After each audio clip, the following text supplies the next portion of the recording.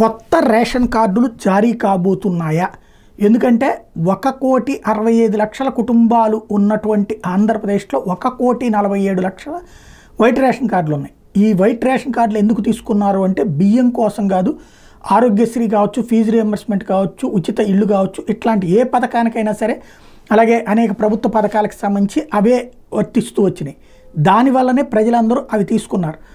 ఇప్పుడు అవే ప్రభుత్వానికి భారమైన గత జగన్ సర్కార్ వచ్చేటప్పటికి వేల కోట్ల రూపాయల సంక్షేమ పథకాలు ఇచ్చి, ఇప్పుడు సంక్షేమ పథకాలు సూపర్ 6 ప్రకటించి అవి ఇవ్వాలంటే ఇవి బోగస్, అంటే దాదాపు 60 లక్షలు, ఇది కేంద్ర ప్రభుత్వ లెక్కల ప్రకారం, నీతి ఆయోగ్ లెక్కల ప్రకారం 60 లక్షల మంది ఎక్స్ట్రా ఉన్నట్టయింది.